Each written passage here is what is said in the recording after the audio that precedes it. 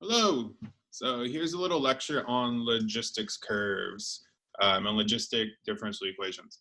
Um, so what logistics curves does is it's a more realistic model for populations over time. Up until this point, what you've been taught for populations is that they grow exponentially. In reality, this is not a very good representation because you have constraints that are put on the population. That means that it can't just continue to grow forever and ever at this exponential rate, right?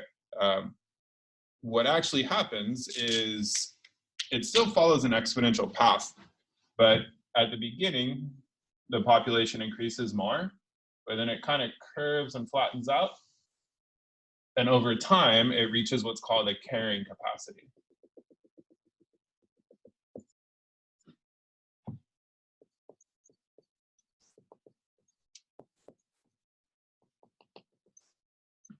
So that carrying capacity is based on the resources in the environment that make a population thrive, right? So if it's out in the wild and we're talking about wolves, then it's the prey that they eat. Eventually, if there's too many wolves, they're going to eat all the prey and they're not going to be able to sustain that large population. If it's bacteria growing inside a colony, it's going to be whatever, some of the bacteria is going to die. It can't continue to exponentially grow like that forever. So we have what's called a logistics curve. Part of this, what's important is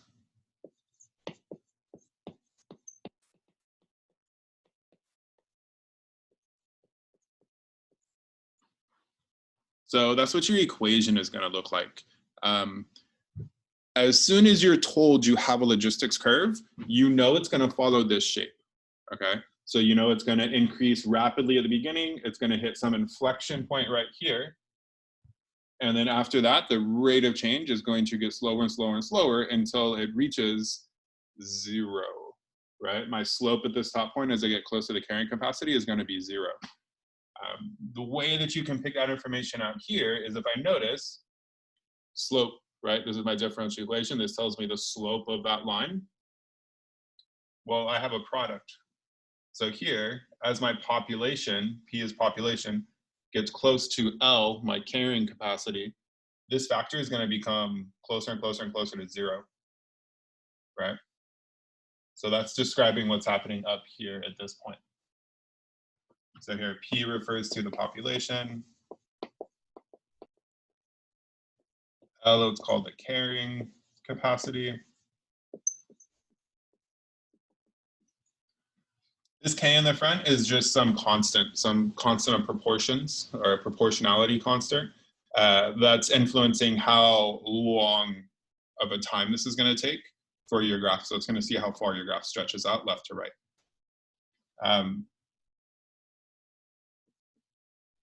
Important part for this is when you're doing something, as soon as you see logistics, so that word, it's described as that situation, write the equation up in this form.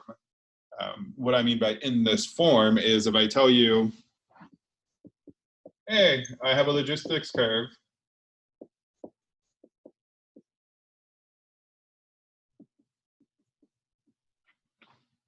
If I have a logistics curve with this differential equation, well, a logistics curve has to fit this pattern.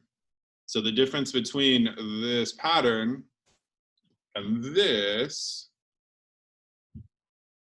is that here I have 2 factors, right? When this factor is 0, that's what's creating this asymptote at the top of my graph. Here, when my population is 0, that actually would be an asymptote if my graph continued to go this way, right? So my graph makes like an S shape. So what I need to do is if I have something given to me like this,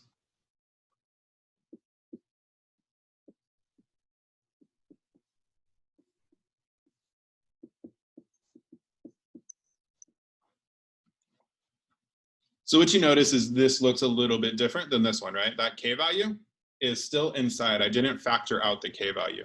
I don't necessarily need to, because at least if it's written like this, if it's going to ask what is the carrying capacity or what is the limit as time goes to infinity, I can actually look here and say, okay, well, that means when is this going to be equal to 0?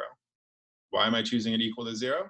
Because you know for a logistics curve, the slope as I go to infinity, as my time goes to infinity, I know my slope's going to reach this horizontal asymptote up here. That happens at whatever makes this equal to 0.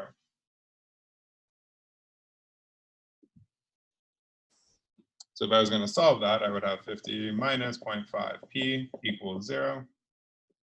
50 equals 1/2 of p. I prefer fractions.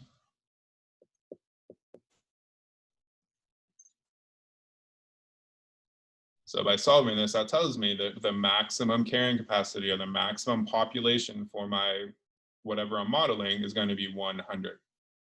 Okay, so that's the population as my limit. So if I take the limit of this equation as t goes to infinity, this is what I would get. It's asking what's the carrying capacity. It's a fancy way of saying it. There's a little info, kind of what you need to know. The 3 explanations that I linked on the calendar go a lot more in depth with this. They actually take the differential equation here and they solve it for you.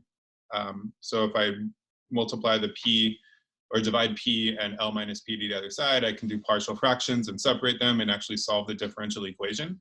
You don't have to worry about that. That's not something that you'll have to do in this class or on the AP test or really ever unless you're studying populations in like a biology class. I just wanted to give you the information. So this is really all you need to do is you need to make sure that you can write it in this form. As soon as you see this label, it needs to be in this form. And that's where you're going to pick all your information out. The other thing, looking at the graph that I forgot to tell you, this inflection point.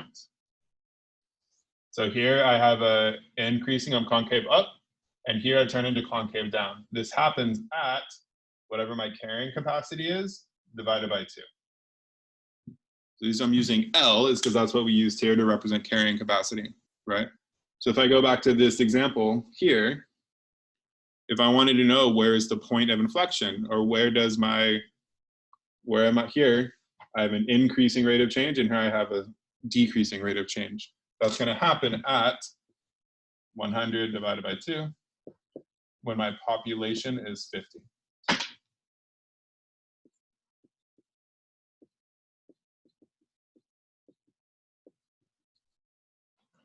So that inflection point on the graph happens at half my carrying capacity. If you don't believe me, what you can do is you can take the derivative of this, and when you take this derivative and set it equal to 0, you're going to solve and you'll get L divided by 2. Okay, so read through the papers, the links that are on the calendar. Use this information. I'm going to post a worksheet that has more guided questions about these formulas, and then I'll post a solution page for it as well so that you can check your work. Thank you. If you have questions, post discussion board, email me questions. Have a good day. Miss you guys. Hope you're doing your work.